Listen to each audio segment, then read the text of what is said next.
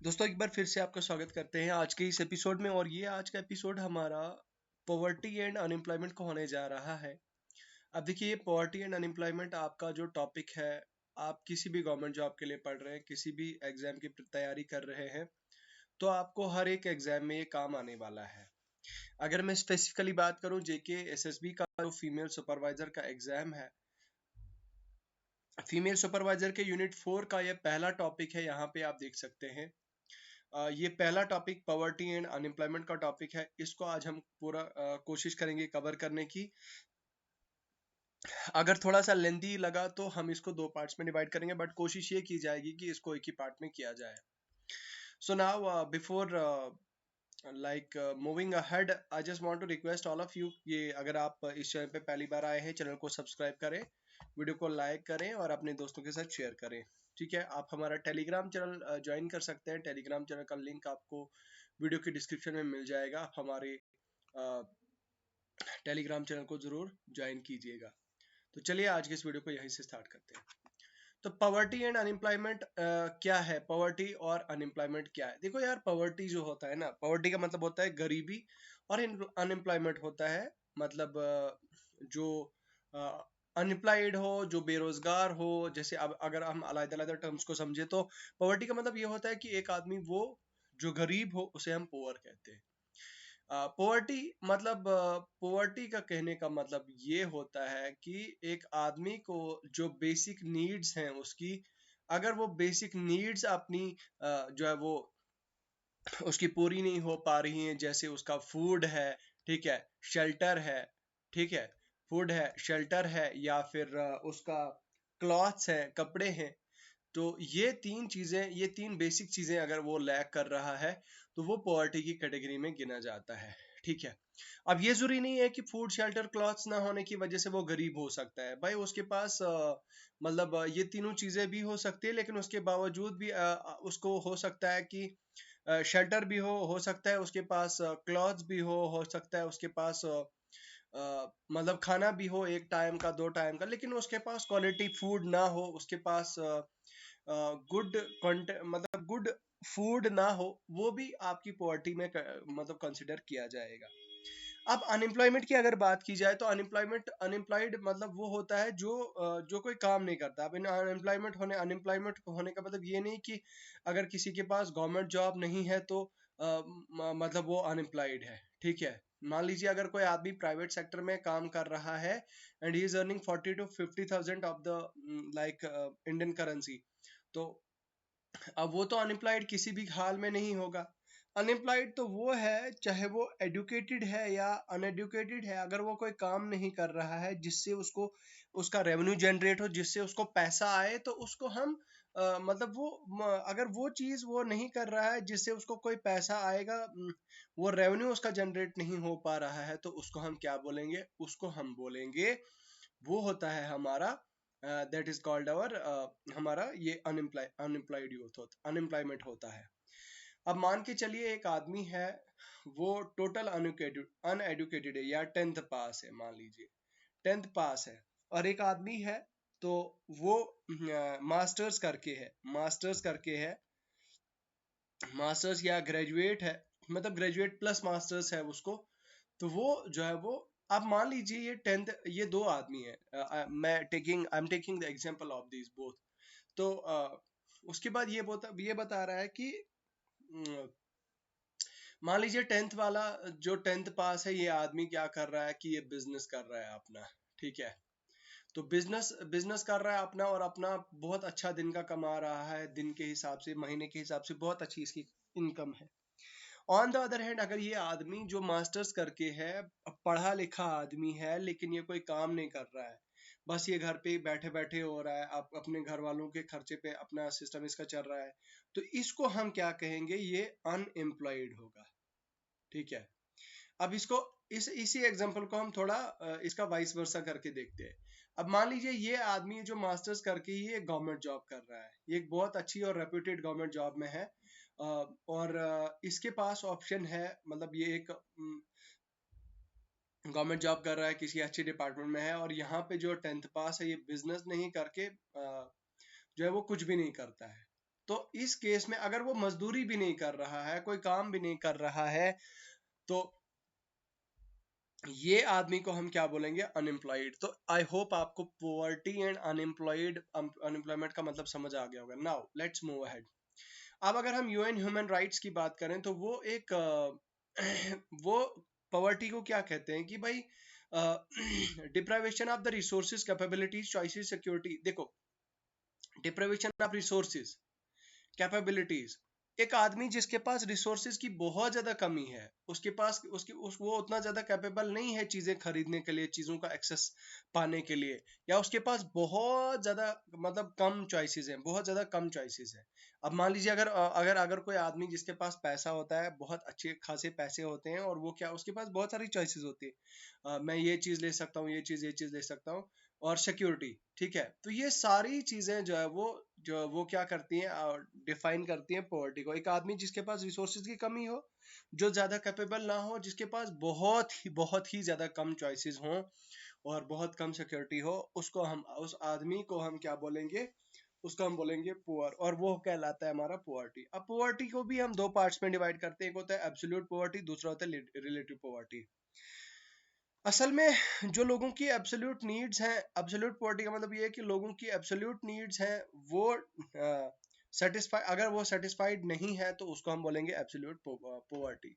कहने का मतलब ये है कि मान लीजिए अगर किसी कंट्री में, किसी देश में, किसी स्टेट में पॉवर्टी मतलब लोगों को ये मेजर किया जाता है कि भाई लोगों को 2400 कैलोरीज जो है वो दिन में लेनी है, ठीक है, 2400 कैलोरीज दिन में लेनी है।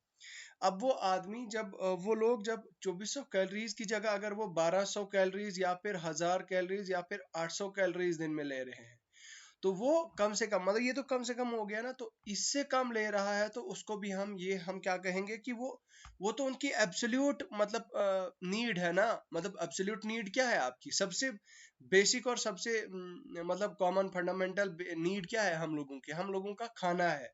खाना है, जैसे मैंने आपको पहले बताया, खाना है, फूड है, शेल्टर है, मतलब फूड, शेल्टर, क्लॉथ्स है। अब अगर हमारी ये एब्सोल्यूट नीड्स ही सेटिस्फाई नहीं हो रही है, अगर ये मतलब हमारी एब्सोल्यूट नीड्स को ही पूरा नहीं किया जा रहा है या नहीं हो रही है, तो इसको हम क्या बोलेंगे? एब्सोल्यूट पॉवर्टी बोलेंगे। तो इसको हम क्या बोलते हैं? Insufficiency of the basic needs. मतलब एक आदमी के पास जो बेसिक जरूरतें हैं अगर वो उसके पास नहीं है, तो वो कहलाता है आपका एब्सोल्यूट पॉवर्टी। आप देखिए, हमारे इंडिया में बेसिक नीड्स को मेजर किया जाता है हमारा in terms of intake of 2400 calorie, तो इन रूरल एरियाज, ठीक है, और 2100 कैलोरीज इन अर्बन एरियाज। तो अब हमारे इंडिया में बेसिक नीड्स को किन की टर्म्स में मापा जाता है? हमारे इंडिया में बेसिक नीड्स को in the form of calorie intake, मतलब 2400 कैलोरीज अगर किसी गांव में कंज्यूम की जा रही है, और अगर 2100 कैलोरीज किसी टाउन में या फिर किसी अर्बन एरिया में कंज्यूम की जा रही है, तो उसके अबो की जा रही है, तो वो फिर आपका पॉवर्टी में नहीं आता है। लेकिन ऑन द अदर हैंड अगर हम कहें तो इससे कम अगर कोई कैलोरी कंज्यूम कर रहा है, तो वो आपका एब्सोल्यूट पॉवर्टी की कैटेगरी में आता है। अब ये जो कैलोरी बोर्ड है, कैलोरीज कंज्यूम करने का, ये तो मैंने बता दिया आपको। आखिर इससे आपको क्या समझना है? देखिए, कैलोरी का मतलब ये होता है कि पूरे थ्रू आउट द डे, पूरे दिन में, मॉर्निंग से लेकर इवनिंग तक आपने कितनी चीजें खाई, सारी चीजें टोटल कितनी चीजें खाई, उनको हम कैलोरीज के टर्म में मापते हैं, मेजर करते हैं, ठीक है। मान लीजिए आपने क्या काम किया? ब्रेकफास्ट किया, ठीक है, लेट अस सपोज ब्रेकफास्ट। अब ब्रेकफास्ट में आपने क्या काम किया? 4 चपाती खाई, ठीक है, 4 चपाती खाई आपने। उसके बाद आपने वेजिटेबल भी खाई, पनीर वेजिटेबल, ठीक है, पनीर वेजिटेबल खाई आपने। उसके साथ आपने क्या काम किया? थोड़ा अचार भी खा लिया और चाय भी पी ली। तो ये सारा टोटल, अब देखो, एक चपाती की कैलोरीज कितनी होंगी? मान लो 110 कैलोरीज होंगी एक चपाती के अंदर।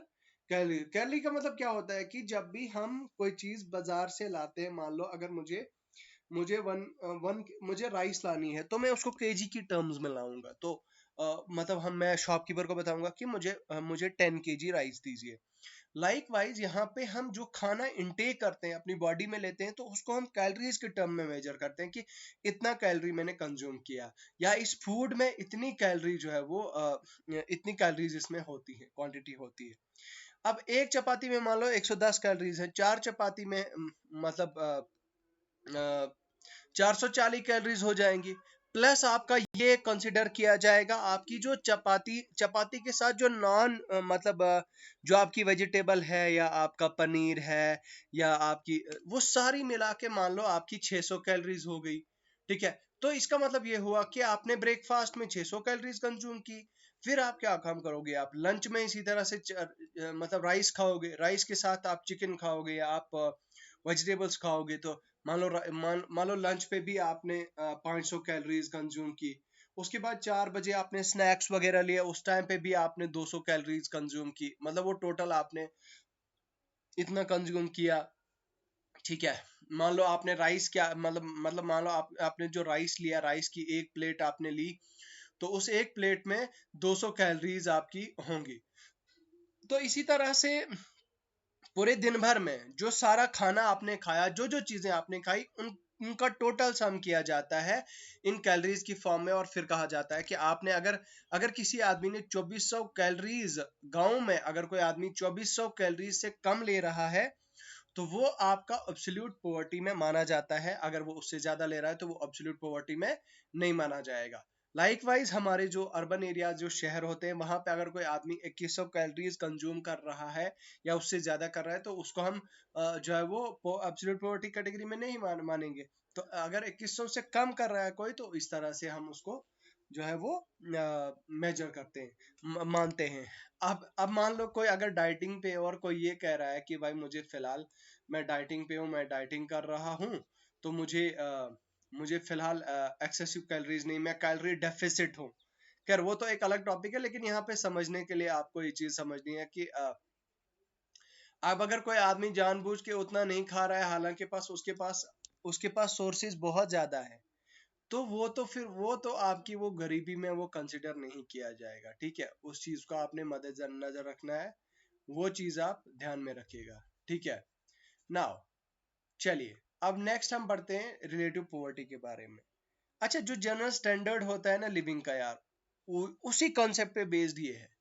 असल में इसका कॉन्सेप्ट क्या है कि people are poor because they deprived of the opportunities, comforts and self respect regarding the normal community they belong. Relative poverty में क्या होता है कि poor are defined as person और family whose income are less than average income of the community. मतलब एक community है, मान लो, आप मान के चलो, आप हो, आपका एक मोहल्ला है। ठीक है, आपके मोहल्ले में आपके मोहल्ले में मान लो एक ऐसा घर है जहां पे मान लो एक ऐसा घर है जहां पे एक आदमी है, वन पर्सन है। ठीक है, मान लो वो एक पर्सन है, एक पर्सन अपनी पूरी फैमिली का सिस्टम चला रहा है, सर्कल चला रहा है, और उसके पास 5 बच्चे हैं, भाइयों, किड्स हैं। ठीक है, और वो बड़े बड़े बच्चे हैं, और उसके पास उसकी वाइफ है। ठीक है, तो अब वो बंदा बेचारा कर रहा है, कोशिश तो करने की कर रहा है कि मैं अपनी बच्चों को खाना दूं, मैं उनको बेसिक नीड्स दूं। लेकिन क्या हो रहा है कि उसकी सोसाइटी में, इस आदमी की सोसाइटी में बहुत सारे, मतलब मैक्सिमम जो लोग हैं उनके पास बहुत ज्यादा गाड़ी है, बहुत ज्यादा पैसा है, गाड़ियां हैं, बंगला है, बहुत अच्छी अच्छी गाड़ियां हैं, बहुत अच्छा स्टेटस है। तो अब मान लीजिए अगर 5 घर हैं और 5 घर में से एक घर इस आदमी का है जिसके पास रिसोर्सेज की कमी है, थोड़ी बहुत गरीब है, पुराने कपड़े लगाता है, तो और उसका स्टैंडर्ड ऑफ लिविंग जो है वो उन बाकियों के कंपैरिजन में बहुत लो है। ठीक है, तो इसको हम क्या बोलेंगे, रिलेटिव पॉवर्टी बोलेंगे। रिलेटिव पॉवर्टी में हम इनइक्वालिटीज इन सोसाइटी, तो सोसाइटी हमारी एक समाज के अंदर जो इनइक्वालिटी होती है, मान लो एक घर, एक 10 घर हैं और 10 घर में सिर्फ एक घर के पास मतलब मान लो रात को लाइट नहीं जाती है क्योंकि बिजली का बिल देना पड़ता है, बहुत सारी चीजें, तो वो उसके घर में लाइट नहीं है। या मान लो उसके घर में खाना 2-3 टाइम का नहीं होता, 4 टाइम का नहीं होता। तो एक सोसाइटी के अंदर अगर वो चीज उस आदमी को लैक कर रही है, तो वो हमारा क्या कहलाता है, दैट इज कॉल्ड आवर, वो हमारा कहलाता है रिलेटिव पॉवर्टी। ठीक है, तो मैं उम्मीद करता हूँ यहाँ तक आपको समझ आ गया होगा। अब पॉवर्टी के क्या क्या रीजन है? देखो यार, इसके रीजन बहुत सारे हैं। Under developed nature of economy. देखो, हम आपके आपके देश की, आपकी कंट्री की अगर मतलब इकोनॉमी डेवलप नहीं है तो उसको, वो भी एक रीजन होता है आपकी पॉवर्टी का, गरीबी का। उसके बाद rapid growth of population in in over populated country, national income increases, the per capita remains the same due to. अच्छा, जो यार ये पॉपुलेशन का जो जो आबादी बढ़ती है, आबादी बढ़ने की वजह भी एक बहुत बड़ा रीजन होता है आपकी कंट्री में। Even if the national income increases, अगर नेशनल इनकम इंक्रीज होती है, अगर नेशनल इनकम बढ़ जाती है, तो भी अगर वो मतलब रैपिड ग्रोथ, अगर बहुत ज्यादा पॉपुलेशन बढ़ रही है, मान लो एक घर में चार पाँच पाँच छः छः सात सात आठ आठ बच्चे हैं, तो वो आठ आठ बच्चे जो है वो, एक तरफ से हम क्या कर रहे हैं कि नहीं यार, हमको मतलब ओवर पॉपुलेट, मतलब हम दो हमारे दो चलाना है सिस्टम, ठीक है। लेकिन क्या हो रहा है कि बहुत सारे ऐसे रीजन हो रहे हैं कि दो की जगह चार बच्चे हो रहे हैं, छह बच्चे हो रहे हैं, सात बच्चे हो रहे हैं, और कई वर्स्ट केसेस में तो 10 बच्चे भी हो रहे हैं।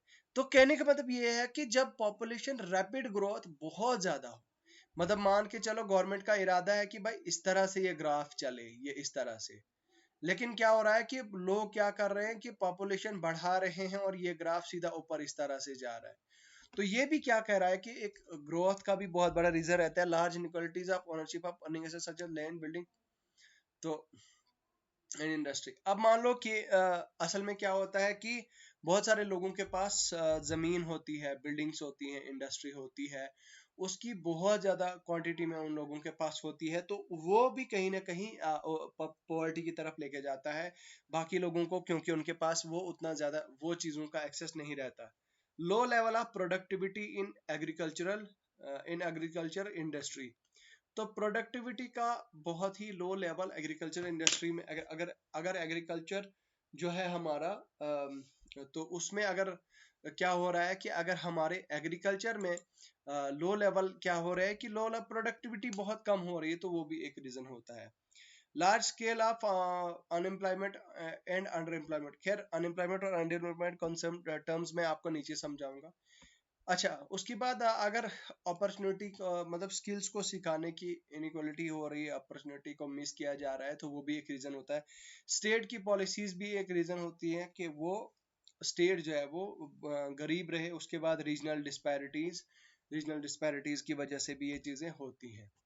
अच्छा, अब हम बात करते हैं कि गरीबी को हटाने के लिए गवर्नमेंट ने क्या क्या ऐसे प्रोग्राम्स हैं जो लॉन्च किए हैं। सबसे पहले है आपका मनरेगा। मनरेगा का मतलब क्या है कि इसका मकसद क्या है कि livelihood security of house hold in in rural areas, ठीक है, by providing 100 days of guaranteed veg employment.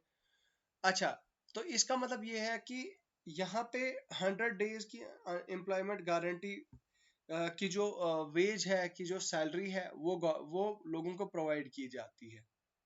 ठीक है, आप जानते हैं कि मनरेगा के तहत आपके गांव में पक्का पाथ बन रहे हैं, आपके गांव में पक्का मतलब जो आपकी गलियां होती हैं, स्ट्रीट्स होती हैं, ठीक है, वो चीजें हो रही हैं। तो मनरेगा भी यहाँ पे बताया जा रहा है कि एक फिर कोई भी डेवलपमेंटल वर्क हो रहा है तो आप उसमें काम कर रहे हो, आपको 100 days की जो है वो वेज तनख्वाह आपको मिलती है कि आपने इतने काम किया है तो गवर्नमेंट के साथ। तो ये भी जो है वो काफी ज्यादा इंपॉर्टेंट है।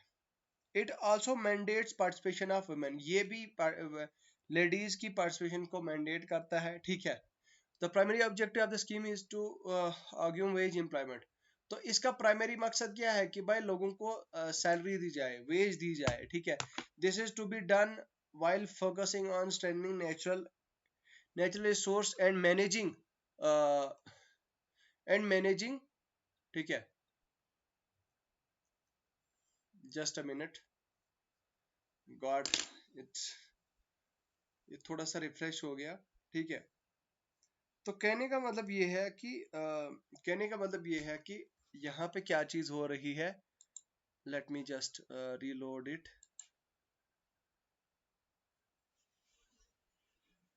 हाँ, तो ये चीज हो रही है कि भाई गवर्नमेंट स्कीम प्रोवाइड कर रही है लोगों को, 100 दिन का एम्प्लॉयमेंट प्रोवाइड कर रहा है, ठीक है। उसके बाद क्या हो रहा है कि इसमें 1/3 पार्टिसिपेशन ऑफ वुमेन। तो इसका मतलब ये हुआ कि अगर तीन लेडीज कहीं पे काम कर रही हैं, अगर 4 लेडीज जो है वो, नहीं, 3 लेडीज अगर कहीं पे भी काम कर रही हैं, तो उसमें से 3 अगर लोग काम कर रहे हैं इसमें मनरेगा में, MG नरेगा में, ठीक है, मनरेगा में, तो मनरेगा में जो तीन लोग काम करेंगे, तीन में से, तो भाई तीन में से एटलीस्ट एक फीमेल होनी चाहिए और 2 मेल होने चाहिए।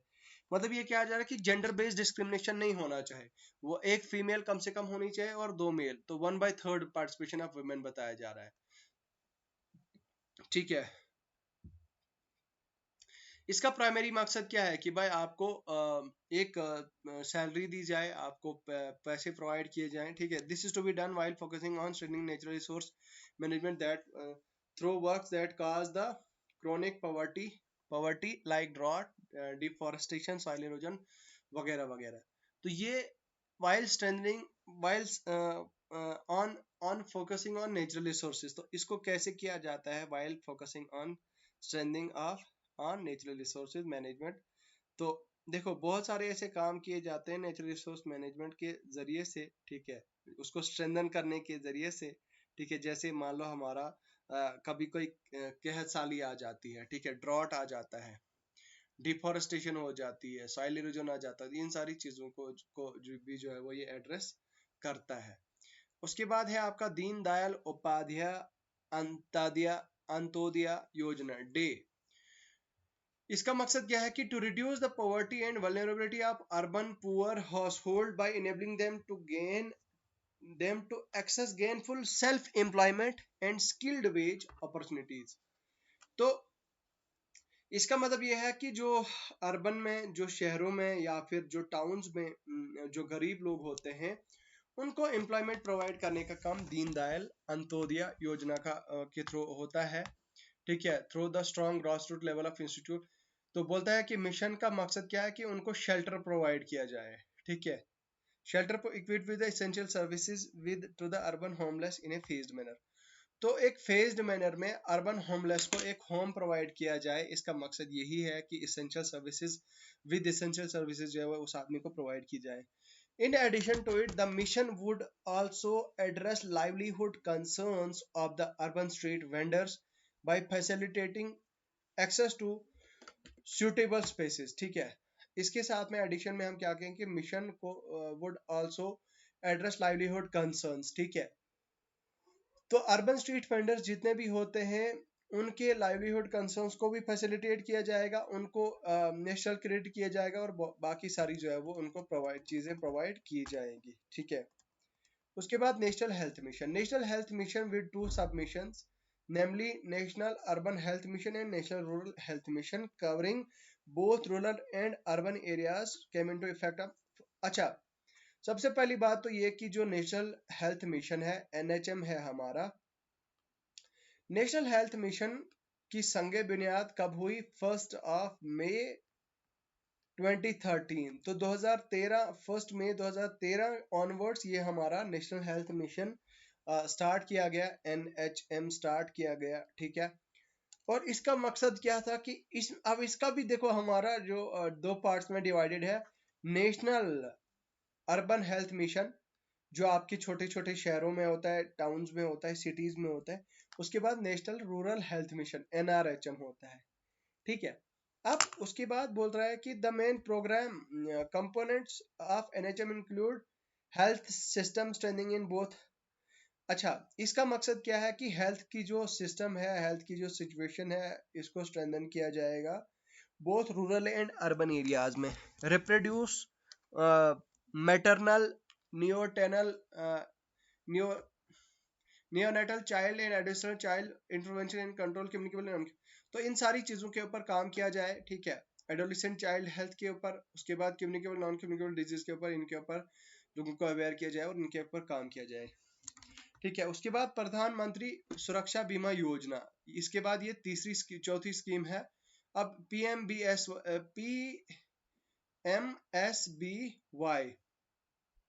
सुरक्षा बीमा योजना, प्रधानमंत्री सुरक्षा बीमा योजना ये अवेलेबल होती है लोगों को के लिए 17 से 70 age with with the bank accounts. ठीक है, अब पर सुरक्षा बीमा योजना का क्या है, ये एक इसका एनुअल प्रीमियम ₹12 होता है, ₹12 लाख होता है sir with 14% premium, the amount is debited from the account. तो अमाउंट को ऑटोमेटिकली नहीं, ये सॉरी माफ कीजिएगा, यहाँ पे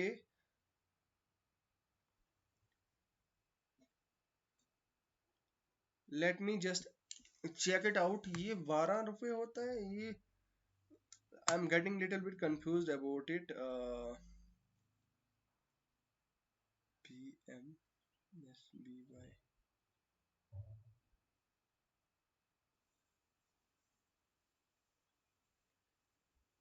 सॉरी माफ कीजिएगा, यहाँ पे ₹20 है। ठीक है भाई यार, इसको थोड़ा करेक्ट कर लेना, ये ₹20 है, ₹20 है, तो वो इंक्लूडिंग सर्विस टैक्स, तो वो आपके ऑटोमेटिकली आपके अकाउंट से कट जाते हैं। अब मान लीजिए मतलब ये एक लाइफ हेल्थ इंश्योरेंस होता है। ठीक है, अब life in case of death और full disability the payment will be 2 lakh, in the partial permanent disability ₹1 lakh. तो कोई आदमी मान लो किसी एक्सीडेंट वगैरह की वजह से उसको क्या हो गया कि डिसेबल हो गया, उसको फ्रैक्चर हो गया या ऐसा कुछ हो गया, तो उसकी वजह से मान लो अगर कोई टांग टूट गई जो रिपेयर नहीं हो पाई, तो उसको हम क्या बोलेंगे, उसको 2 लाख का क्या दिया जाएगा, पेमेंट दी जाएगी। और अगर और इम्पार्शियल डिसेबिलिटी की अगर हुई, मतलब मान लो पूरा डिसेबल नहीं हुआ, तो उसको 1 लाख मिलेगा। ठीक है, उसके बाद बोल रहा है कि फुल डिसेबिलिटी को डिफाइन किया गया है लॉस ऑफ, अब देखो यहाँ पे बताया गया है कि अगर किसी की दोनों आंखें चली गई हो, दोनों आंखें चली गई हो, उसको हम फुल डिसेबिलिटी कहेंगे। अगर दोनों हाथ उसके चले गए हो या दोनों पैर उसके चले गए हो, उसको हम फुल डिसेबिलिटी कहेंगे। तो फुल डिसेबिलिटी को इस कैटेगरी में डाल दिया गया है। असल में इस स्कीम के तहत जो है वो लोगों का जो भी विक्टिम है, उस विक्टिम के अकाउंट नंबर को मतलब अकाउंट नंबर लिया जाएगा और उसके अकाउंट में उसके पैसे वगैरह वो डाल दिए जाएंगे। अच्छा, इन अकाउंट के पास जीरो बैलेंस इनिशियली होता था, लेकिन गवर्नमेंट ने रिड्यूस किया such zero balance using this related scheme. ठीक है, तो अब जितने भी ये अकाउंट हैं डिजेबल लोगों के, इन अकाउंट में ये गवर्नमेंट ने पॉलिसी रखी कि भाई जीरो बैलेंस, मतलब अगर आपके पास, अगर आपके अकाउंट में बैलेंस बहुत कम है, तो आप जो है आप अकाउंट में नहीं डाल सकते। तो अगर आपके पास जीरो भी है, तो आपको कोई मेंटेनेंस चार्ज नहीं देना पड़ेगा। ठीक है, अटल पेंशन योजना, अटल पेंशन योजना जो है वो अंडर द एज ऑफ 40, उनके पास कितने हैं यहाँ पे, Atal under the Atal pension Yojana scheme the subscribers under the age of 40 would receive the fixedly. तो ये जो सब्सक्राइबर हैं एज 40 के अंडर, उनको 1000 से 5000 मिलेंगे at the age of 60 years. ठीक है, ठीक है, at the age of 60 year depending upon the contributors. To make the pension scheme more attractive, the government will co-contribute 50% of the subscriber contribution or ₹1000 per annum। तो यहाँ पे बताया जा रहा है कि to make the pension scheme more attractive, pension scheme को और अट्रैक्टिव बनाने के लिए क्या करना है, गवर्नमेंट को कंट्रीब्यूट करेगा, गवर्नमेंट 50% करेगा सब्सक्राइबर्स कंट्रीब्यूशन। ठीक है, 1000 पर एनम। तो which ever is eligible subscriber for period of 5 years. ठीक है, तो अब उसके बाद ये बोला कि बेनिफिट ऑफ गवर्नमेंट के अच्छा 31 दिसंबर 2015 के पहले या फिर बाद, असल में यहाँ पे बताया जा रहा है कि the benefit contribution can be availed by those who subscribe to the scheme before. तो वो लोग जिन्होंने इस स्कीम को, अटल पेंशन योजना के तहत आपने अगर 31 दिसंबर 2015 31 दिसंबर 2015 के तहत से पहले आपने अगर इसमें अप्लाई किया तो ही आप एलिजिबल होंगे, अदरवाइज आप एलिजिबल नहीं होंगे। प्रधानमंत्री जीवन ज्योति बीमा योजना, तो ये एक लो कॉस्ट इंश्योरेंस पॉलिसी है जिसको गवर्नमेंट ऑफ इंडिया जो है वो करती है, प्रोवाइड करती है। इसमें मैक्सिमम सम आपका 2 लाख प्रीमियम अफोर्ड किया जाता है। ठीक है, यहाँ पे आप देखिए ₹330।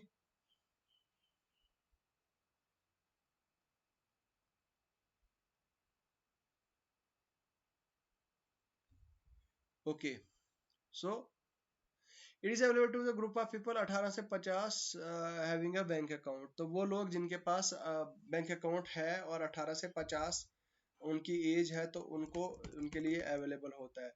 People who join the scheme completing 50 year can continue.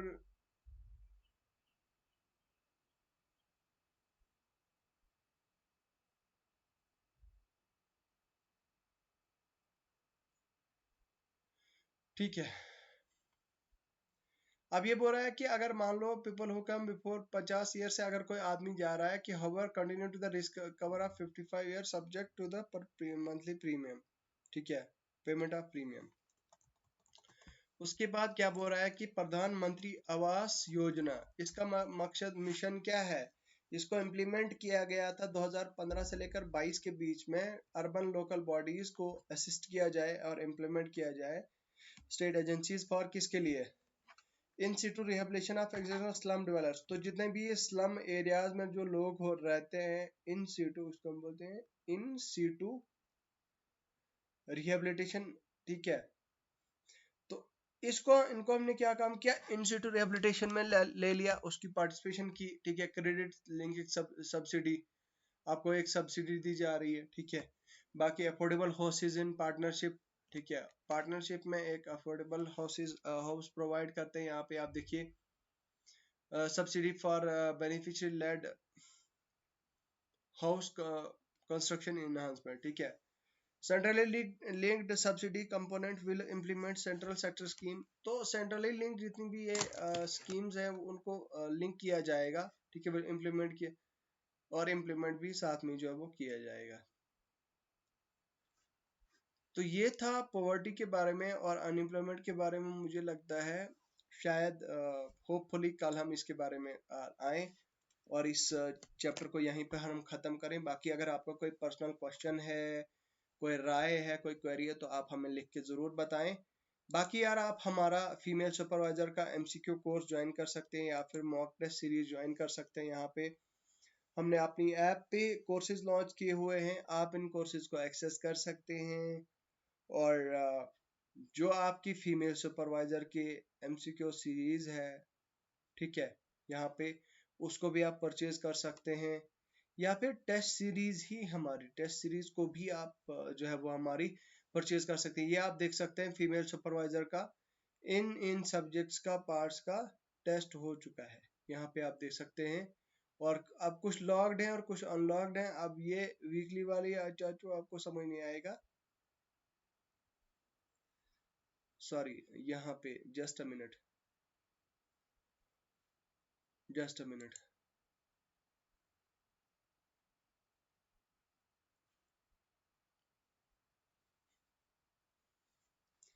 तो मतलब कहने का मतलब ये है कि स्पेशलाइजेशन का और ये आपका फ्री और यहाँ पे सेक्शनल मॉक टेस्ट है, तो दोनों को आप एक्सेस कीजिएगा। बाकी यार इनका लिंक आपको वीडियो के डिस्क्रिप्शन में मिल जाएगा। आप हमारी मोबाइल एप्लीकेशन को डाउनलोड कीजिएगा और इस वीडियो को लाइक करें, शेयर करें। और इस ये जो पीडीएफ है आपको हमारे टेलीग्राम चैनल पे मिल जाएगा। यहाँ पे बहुत सारे लोगों ने हमारे साथ इनरोल किया है। बहुत सारे लोग इसका लाभ उठा रहे हैं, फायदा उठा रहे हैं और उनके रिजल्ट्स भी शेयर कर दिए जाते हैं। तो आप भी इस मॉक टेस्ट सीरीज का हिस्सा बने। बहुत बहुत शुक्रिया, खुदा हाफिज।